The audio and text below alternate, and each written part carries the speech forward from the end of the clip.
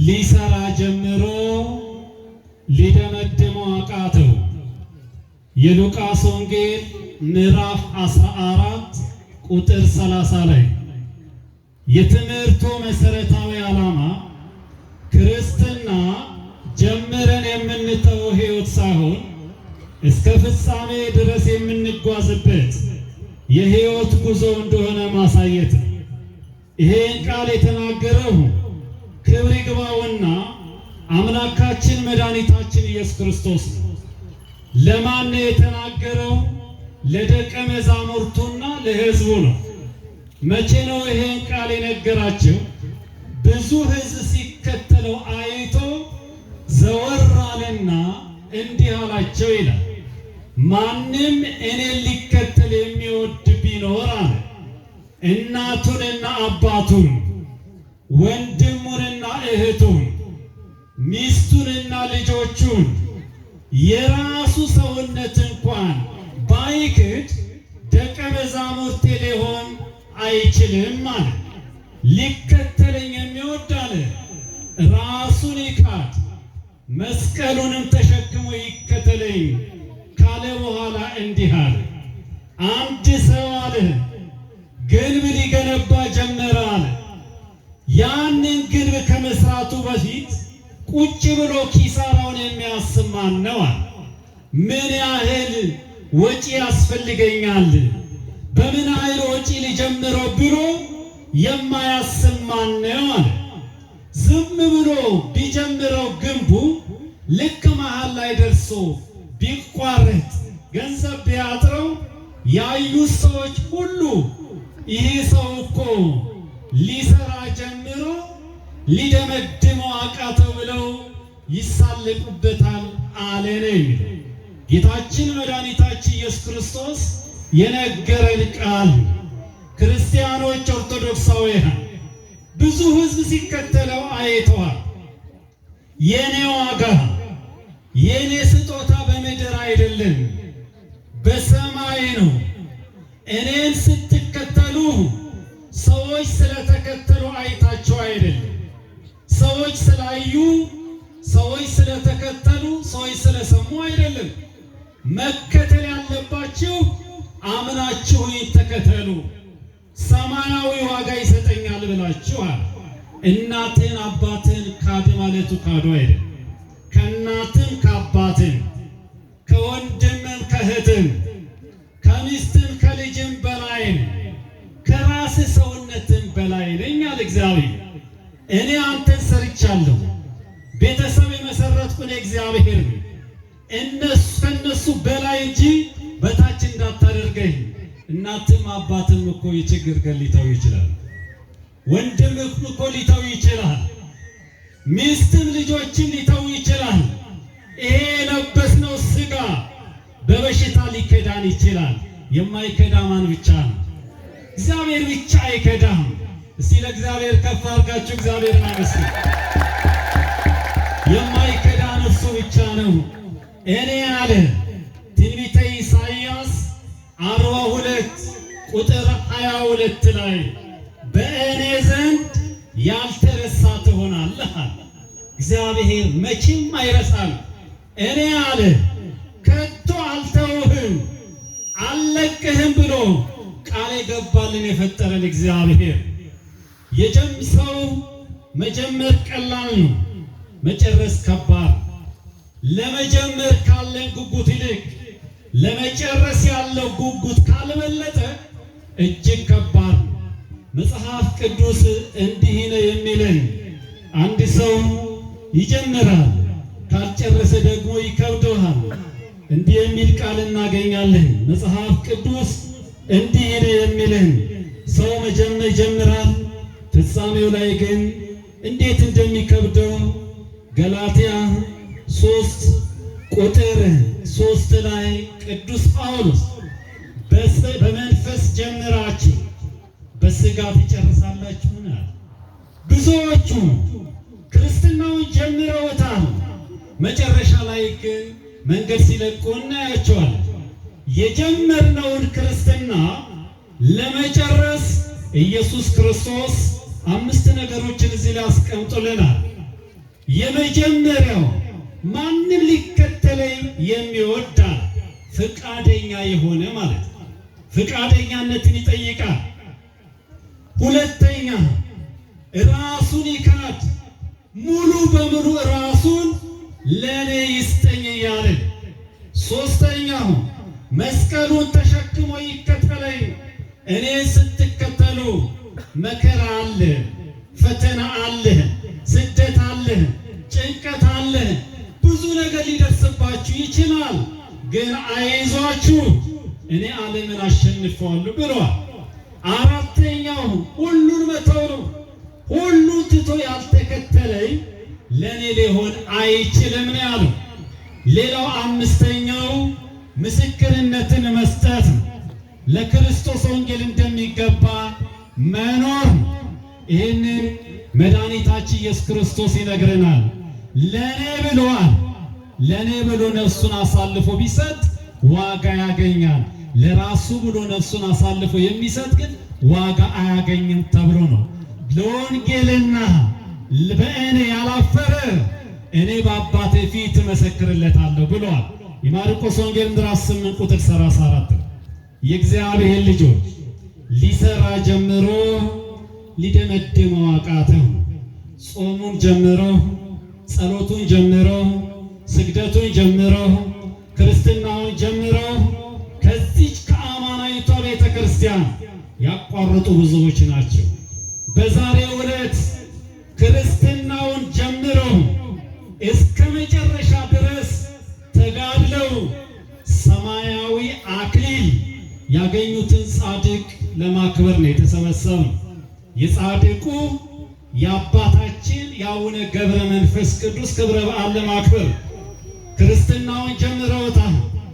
እስከ ፍጻሜ ድረስ አድርሰውታል።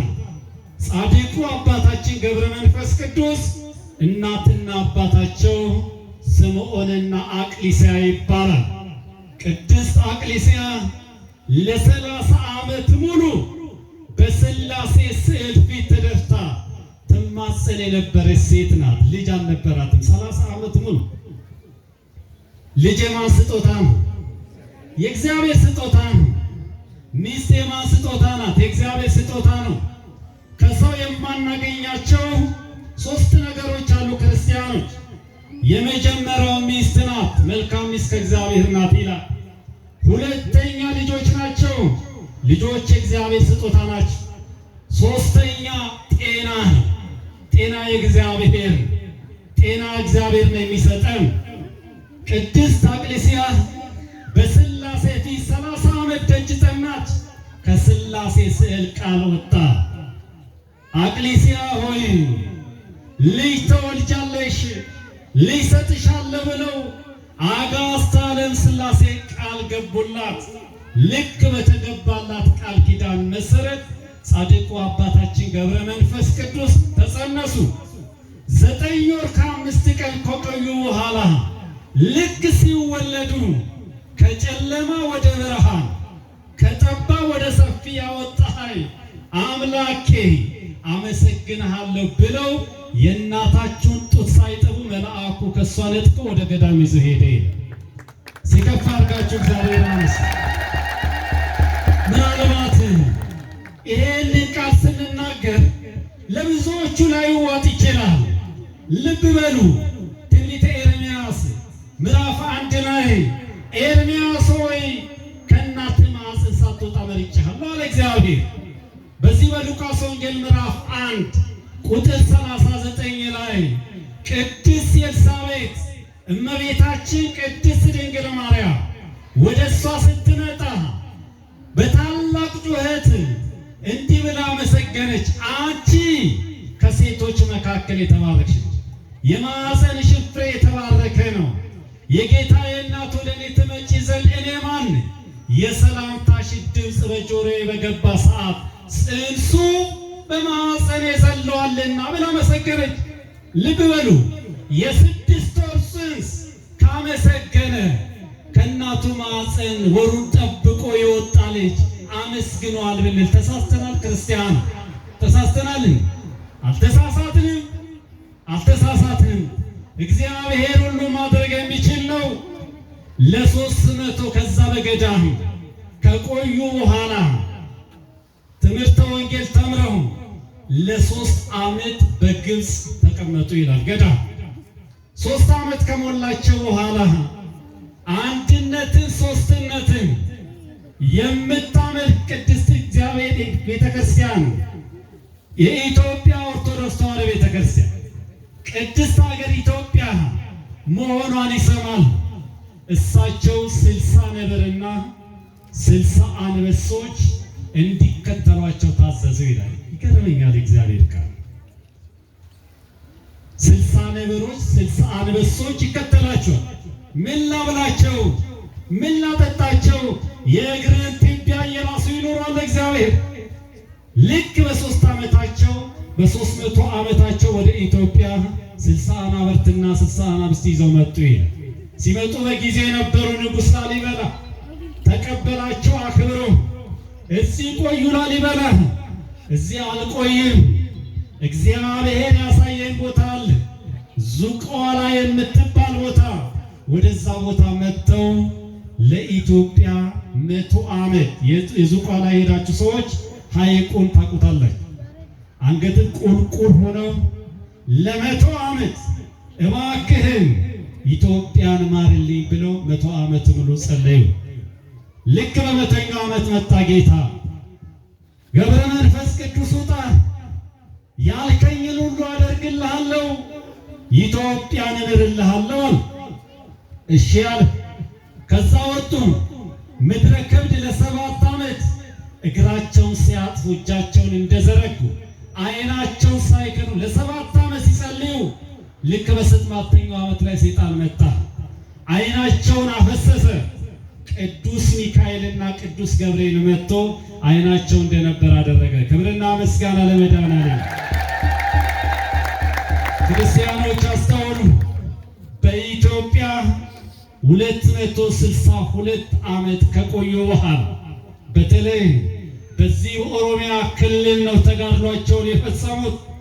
ለዚህ ሁሉ ዓመት ከተጋደሉ በኋላ 562 ዓመት ሲሞላ ጌታ መጣ፣ መላእክቱን አስከትሎ። ገብረ መንፈስ ቅዱስ ነፍስህን ከሥጋ ልለይ ነው ብሎ ሲናገር ጻድቁ ገብረ መንፈስ ቅዱስ እንዲህ አለ።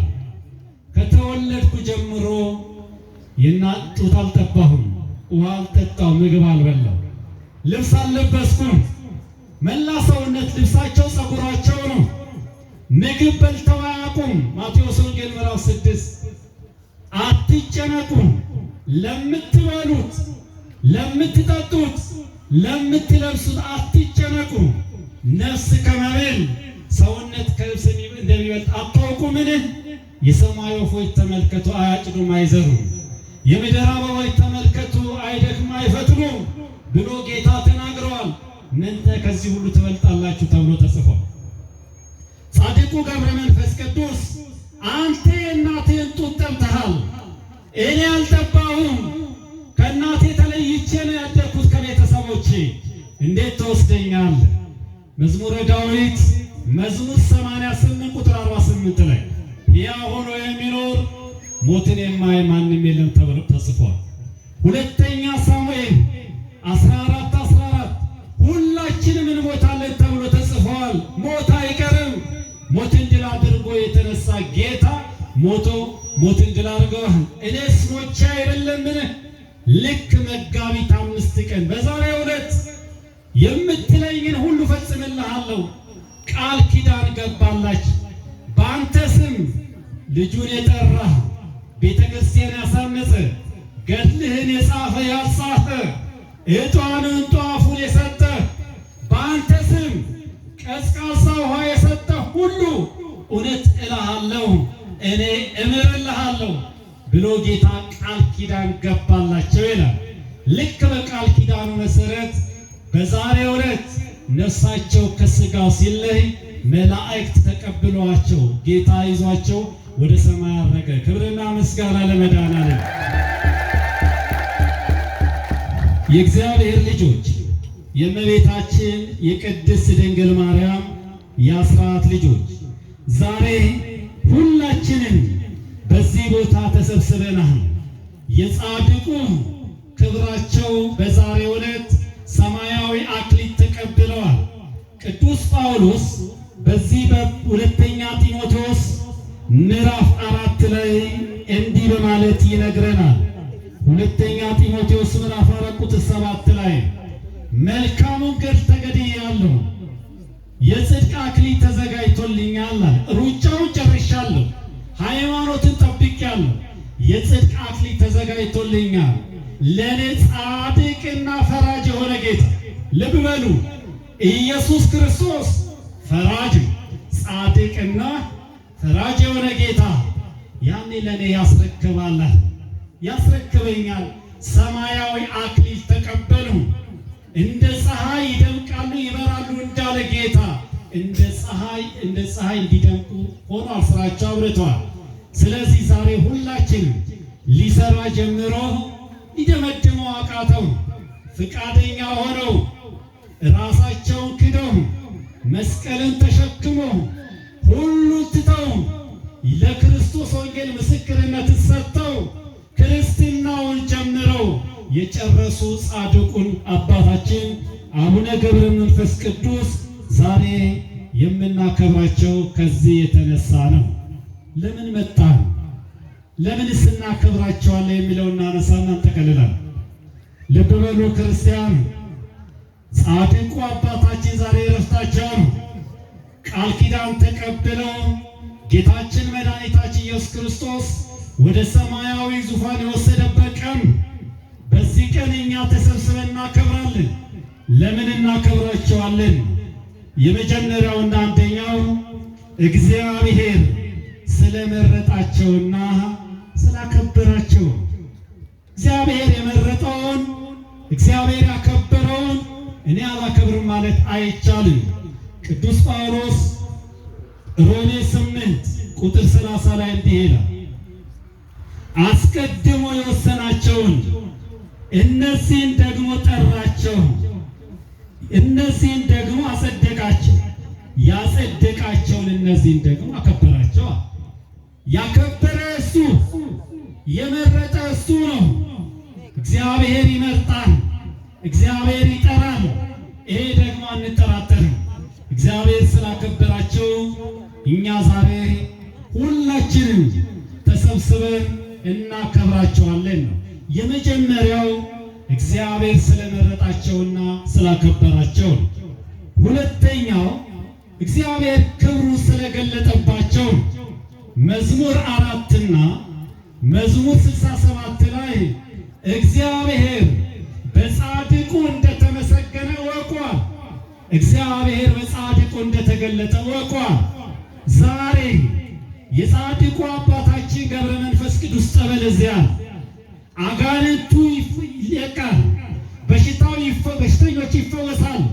እግዚአብሔር በጻድቁ አቡነ ገብረ መንፈስ ቅዱስ አድሮ ክብሩን ገልጠዋል። በኢትዮጵያ ውስጥ ጠንቋይ የነበሩ ጣዖት አምላክ የነበሩ ጣዖቱንም ጠንቋዩንም ድል ያደረጉ አባት ናቸው አቡነ ገብረ መንፈስ ቅዱስ። እግዚአብሔር በጻድቁ ላይ ክብሩ ስለሚገልጥ በዚህ የተነሳ እናከብራቸዋለን። ሶስተኛ የምናከብራቸው በእግዚአብሔር ዘንድ ጸሎታቸው ተቀባይነት ስላለው። ልብ በሉ ክርስቲያኑ፣ ነቢየ እግዚአብሔር ዳዊት መዝሙር 33 ቁጥር 15 ላይ እንዲህ አለ፣ የእግዚአብሔር ዓይኖች ወደ ጻድቃን ጆሮዎቹም ወደ ጩኸታቸው ነው። የእግዚአብሔር ዓይኖች ወደ ጻድቃን ጆሮዎቹም ወደ ልመናቸው ነው አለ። እግዚአብሔር የጻድቃንን ጩኸት ይሰማል፣ ልመና ያዳምጣል። ያዕቆብ መልእክት ምዕራፍ 5 ቁጥር 16 ላይ የጻድቁ ጸሎት በእግዚአብሔር ዘንድ እጅግ ኃይል ታደርጋለች፣ ኃይል ያደርጋል፣ ተቀባይነትን አለው። የኃጥአንን ጸሎት ግን እግዚአብሔርን አይቀበለውም ተብሎ ተጽፏል። ምሳሌ 15 ቁጥር 29 ላይ እግዚአብሔር ከኃጥአን ይርቃል፣ የጻድቃንን ጸሎት ግን ይሰማል። ሌላው አራተኛው እግዚአብሔር አምላክ ቅዱሳንን የምናከብር እግዚአብሔር የዘላለም መታሰቢያ ስለሰጣቸው የዘላለም መታሰቢያ ሰጥቷቸው። ልብ በሉ፣ የጻድቅ መታሰቢያ ለዘላለም ይኖራል ተብሎ ተጽፏል።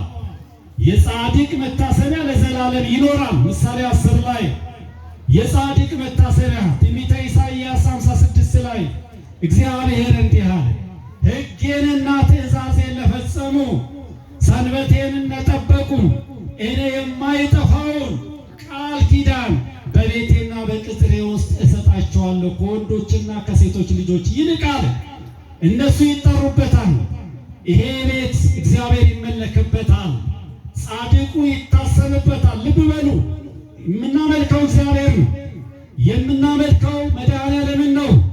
ግን ጻድቁ አባታችን መታሰቢያነታቸው የሳቸው የማይጠፋው መታሰቢያ ለዘላለም በዚህ ቤት እሰጣለሁ አለ እግዚአብሔር። ሌላው አምስተኛው እና የመጨረሻው የሰጠው በእግዚአብሔር ዘንድ ዋጋው ስለማይጠፋ ዋጋው አይጠፋም። የማቴዎስ ወንጌል ምዕራፍ 10 ቁጥር 40 ላይ ጻድቁን በጻድቁ ስም የተቀበለ ዋጋው አይጠፋበትም።